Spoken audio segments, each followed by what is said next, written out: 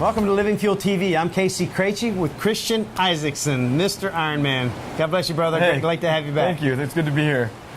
The next time that you go to accomplish something magnificent in your life, it seems like an insurmountable hurdle. Maybe you're dealing with something now. You just got to tune in here. Christian has just completed 5 Ironman races last week in 5 days on 5 different islands of Hawaii.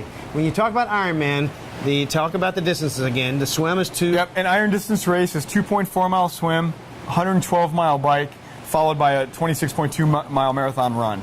So it is absolutely fantastic from an endurance perspective. Yeah, over 700 plus miles in 5 days, fueled by your body. That is fantastic. Yeah, probably longer than most people drove in their car in a month. That's incredible. Yeah. All right, so today, this segment, we'd like to get into some of the nitty-gritties. There's a lot of people out there who actually do races of various lengths. And that are probably better than I am.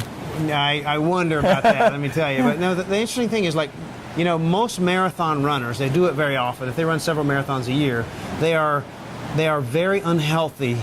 And no disrespect to you marathon runners, but people think they're healthy when they're marathon, but their upper body shrinks, their lean muscle mass is burned away, because it seems like marathoners don't have as much of a focus on nutrition and protein and all the antioxidants and so on as triathletes. I think it's a different beast. I think marathoners, like the Ryan Hall is America's greatest marathon runner, and he's number one, he's a full-on solid Christian guy. I was able to ride with Chris Lieto on the Queen K on my last day in Kona, and we were talking about Ryan Hall. Structurally, the body frame is just different. It's just a different. I don't have a triathlete's body by any means. You're probably more built for a triathlete's body than I am. Long, long and powerful. I mean, I am characteristically. I have the body of. A gardener, you know what I mean? Just short and stocky. I can get over and pick the weeds. So I think marathoners and triathletes, there are some similar characteristical traits, but I do know marathoners that are just,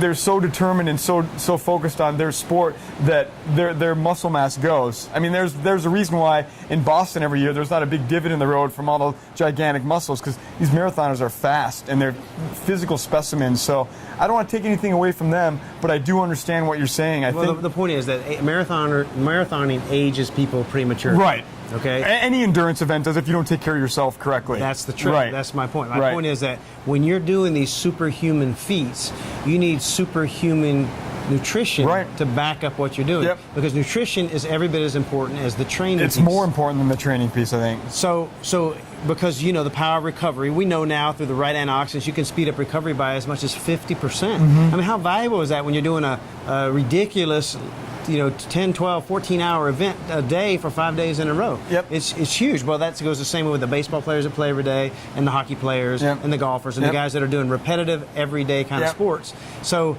let's talk about your nutrition regimen during the Ironman Epic 5. Okay. So you got there at early in the morning. First day, yep. Specifically, I kind of went in with a pyramid idea where I wanted to set my base up at the first part of the day, and then as you go and your intensity increases and the day drags on, your nutrition, not only your nutrition choices, but the availability for your body to absorb the nutrition, it definitely diminishes throughout the day until you get to the run, which is the top of the pyramid, where if you've done the proper work on the bottom, you'll be able to minimize the intake and have a maximum output during the run. Because during the run, my nutrition was a lot different than the bike. And during the bike, my nutrition was a lot different than the swim.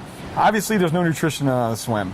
Before and after. Right. Before, I would make sure I have a good living fuel, maybe a bar, and I would make my living fuel shake up, and then I would have like a half a bagel or something small just to help settle my stomach.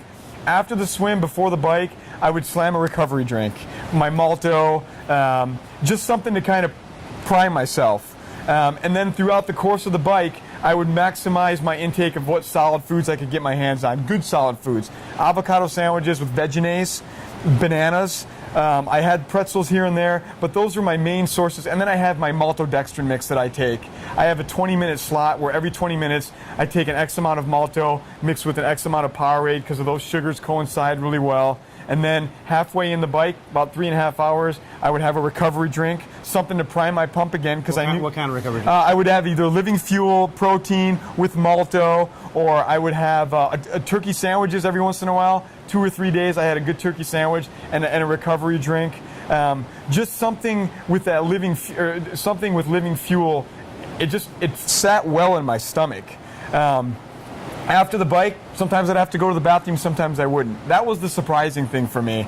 A lot of times when I run, I have to go to the bathroom a lot if I don't have my diet plan set up for the week before. This time around, I was good. Then during the run, it really narrowed that tip of the pyramid. I would focus on. Did you do anything between the bike and the run? It depends on how I felt. I would have a Living Fuel shake. I would have a bar. I would Craichy? have Craichy bar, half a sandwich, a banana would always sit well. I got the opportunity to run with Ian Adamson from. He's now with Newton, but he's considered to be the greatest endurance athlete, eco challenge racer ever. It holds 3 world records in kayaking, 7-time world championship with eco races, the greatest land navigator ever. And he told me on the run, he's noticed my nutrition seemed to be working well, but when I get to the run, if you've done your nutrition right, just listen to your body. If all you want is water, take in the water. When the water starts to feel different, take in a solid. I was taking gummy bears for that quick sugar and low fat midway through the run. And then I wanted to set myself up with my effort, so when that run finished, I could get a Living Fuel meal in and then wait maybe 10 minutes, because it was a perfect bridge. Usually when you're done with an Ironman, it's hard to eat anything. Water, anything. Living Fuel worked for me. I could drink it, I had 10 minutes to kill, I could change, and then I could go right to my solid meal. The super berry and the protein. Yep, super berry and the protein was my favorite drink. Protein. I do the super greens, but during the Epic 5, the super berry and the protein, living protein. The living protein, omega 3s. I was gutting really that, I just following your advice. I did that. The amino acids throughout the day helped out as well, but. Super Essentials Aminos. Yes, sir. You were the first guy to have those. And I was proud to be there. And I was talking to a lot of the athletes there. They were asking me, "What's Living Fuel? What's Living Fuel? What's Living Fuel?" And I was like, "Dude, it's Living Fuel." So it is what it it's is. Living Fuel. And so then at the end of the race, you were like at the airport and you had to fly to the next race? Yep, at the end of the race, and I would always have, you sent me a couple shakers, and I did exactly what you said. I always had a couple shakers full. Whenever I wasn't racing, I had a Living Fuel shaker in my hand, and I was always sipping on it, constantly. And you can ask any of the athletes that were there. I always had it with me. That's awesome. Always. Awesome. We'll get into more detail. Right on. It's so exciting. Yep. Awesome, Yep. brother.